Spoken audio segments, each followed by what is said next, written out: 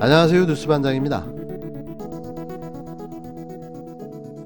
대구시가 개별적으로 화이자 코로나 백신 3천만 명분을 비공식 채널을 통해 별도 구매하려다 여의치 않자 이를 정부에 넘긴 것과 관련해 방역당국이 판권이 확보되지 않은 비정상적인 경로라고 파악했습니다. 당국은 화이자 본사 측의 진위를 파악하고 있고 결과에 따라 법적 조치까지 할 수 있다는 입장을 전했는데요.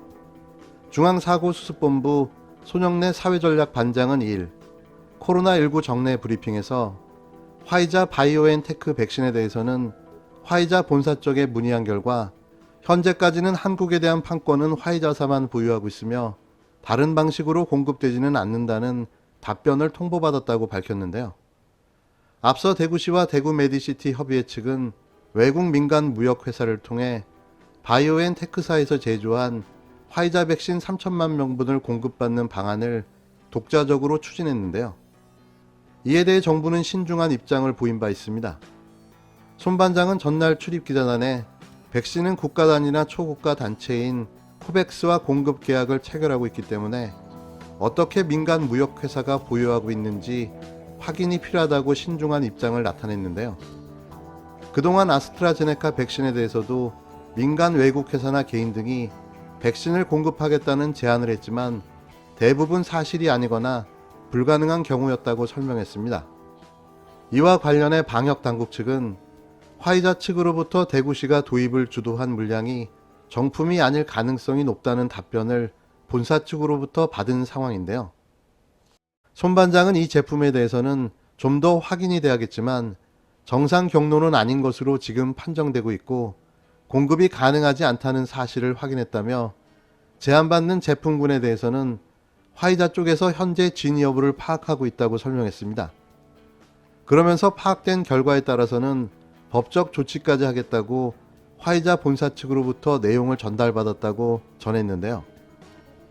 대구나라 대구광역시의 권통령 권영진 시장 덕에 자칫하면 국제사기로 국민의 혈세가 낭비될 뻔했는데요. 뒤늦게라도 바로잡은 게 다행스러운 일입니다. 왜 매번 하나만한 일을 하며 중앙정부의 통제를 따르지 않는 걸까요? 자신의 무능력이 혹시 용감하다라는 사실을 인지하지 못하고 있는 건 아닐까요? 이제는 그 헛발질을 좀 멈춰줬으면 합니다.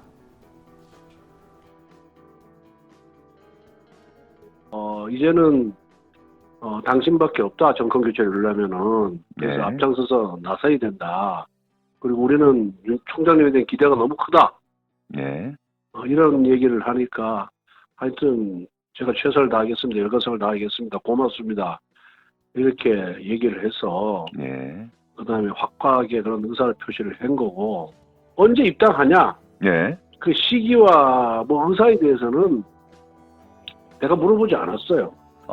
근데 전당대회 이후에 들어오지 않겠냐.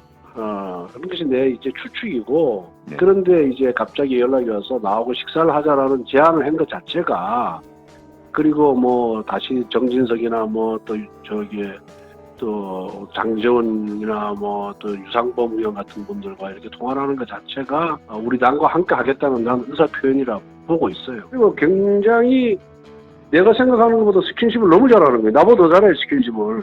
예. 그래서 깜짝 놀랐어요. 스스럼 없이 대화 나누고, 예. 스스럼 없이 어울리고 그러더라고요. 윤석열 전 검찰청장이 오는 11일 국힘당 당대표 선출 이후 이르면 이달 중 개별 입당할 것으로 알려졌습니다. 마침내 자신의 거취를 결정 지은 건데요. 결국 국힘당으로 그의 행선지가 정해진 거죠. 문재인 정부의 검찰청장이 제1야당의 대통령 후보가 되는 순간입니다. 입당 후에는 당직을 요구하지 않고 평당원 자격으로 9월 대선 경선에 참여하겠다는 방침도 세웠는데요. 이는 공정의 상징으로 주목받아온 그가 정치권의 특별 대우를 거부하고 스스로 몸을 낮춰 정치 활동을 시작하겠다는 코스프레로 읽힙니다. 윤 전 청장은 최근 소규모 참모진을 꾸려 정치인, 일반 시민과 접촉면을 넓히는 등 사실상 공개 행보에 들어갔는데요. 대선 선거운동을 시작한 셈인 거죠. 이런 건 덩치에 비해 겁나 빠릅니다. 윤 전 청장과 가까운 야권 관계자는 2일 윤 전 청장이 정치 진로에 대해 고민을 끝내고 국힘당에 개별 입당하기로 했다며 빠르면 이달 내에 입당할 수 있다고 전했는데요. 통상 거물급 정치인이 입당할 때 당직을 요구하는 관례와 달리 윤 전 청장은 입당 후에도 평당원 신분을 유지할 방침이라고 이 관계자는 전했습니다. 또 다른 야권 관계자는 윤 전 청장은 결심이 서면 좌고우면하지 않는 성향이며 오랜 자맹의 국민 피로감이 커지는 만큼 가급적 빨리 자신의 구상을 국민께 말씀드릴 것이라고 말했는데요. 이제부터 본격적인 인사검증이 사실상 시작되는 거죠. 윤 전 청장은 입당 후에도 대선 캠프를 바로 꾸리지 않고 소규모 참모진과 정치 활동에 나설 것으로 전해졌는데요. 윤 전 청장 측 인사는 대선 준비를 위한 캠프 역할을 할 사무실이 필요하다는 조언을 받은 것도 사실이라면서 아직 캠프 운영을 검토하고 있지 않다고 전했습니다. 대신 수행과 공보, 정무를 담당한 5인에서 10인 규모의 참모진을 꾸려 대선 준비에 나설 계획으로 알려졌는데요. 윤 전 청장 징계소송 대리인을 맡았던 변호인들이 당분간 여권의 네거티브 공세에 대응하는 법률팀으로 합류할 가능성도 제기됐습니다. 입을 틀어막겠다는 건데요. 왜 지금부터 바로 네거티브 공세에 대응할 법률팀이 필요한 거죠? 털릴 게 많다는 의미인 거죠. 10원 한 장도 남에게 피해를 준 적이 없다는 그가 이토록 철저하게 네거티브 공세 대응팀을 꾸리는 이유는 뻔합니다. 재갈 물리기인 거죠. 윤 전 청장 측은 그동안 각계 전문가들과 비공개 간담회를 해왔다며 앞으로는 시민들과 자유롭게 만나 소통하는 행보를 할 것이라고 전했는데요. 윤 전 청장은 전날에도 2030 세대가 즐겨 찾는 서울 서대문구 연희동 거리에서 시민과 직접 만났습니다. 윤 전 청장을 알아보는 시민들과 사진을 찍고 즉석에서 대화를 나누기도 했던 것으로 전해졌는데요. 그는 골목길 경제학자로 불리는 모종린 연세대 국제대학원 교수와 함께 4시간가량 연희동 일대 장소를 누볐습니다. 이날 행보는 시사평론가 장혜찬 씨가 유튜브와 페이스북으로 소식을 알렸는데요. 장 씨는 앞으로 윤 전 청장과 동행하게 된다면 소통 창구 역할에 최선을 다하겠다고 했습니다. 장혜찬 이분도 겁나 빠른데요. 그새 윤석열 대변인을 자처하고 있으니 말이죠.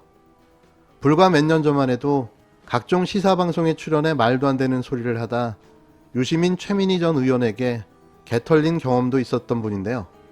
대단합니다. 언제 거기 가서 또 줄을 섰을까요? 이제부터 본격적인 대선 레이스가 시작되는 느낌입니다. 저도 본격적으로 구수의 신화, 특수부 출신의 정치검찰청장 윤석열의 진짜 민낯을 알려드리도록 노력하겠습니다. 뭐 따로 사전에 연락이나 알던 사이는 전혀 아니었고요. 청장님이 평소에 제가 소셜미디어에 쓰는 글이나 방송에서 하는 발언들을 어떻게 접하고 눈여겨보고 있었다 하시더라고요. 이제 앞으로 이런 행보에 또는 종종 같이 가면 좋겠다 해서 그 첫 번째 행보가 이제 모종린 교수님 만나는 게 되었습니다. 골목 상권이 이 소상공인 자영업자 그리고 지방 균형발전 마지막으로 청년 이 세 가지 문제를 다 아우르는 그런 분야라는 생각이 든다고 두 분이 공감대를 형성했고, 모종린 교수님께서 이 골목 상권 지역 산업을 키워야 대한민국의 경제의 새로운 대안이 될 수 있다고 주장을 하셨는데, 여기에 대해서 윤석열 전 총장님도 깊게 공감하는 그런 모습이었고요.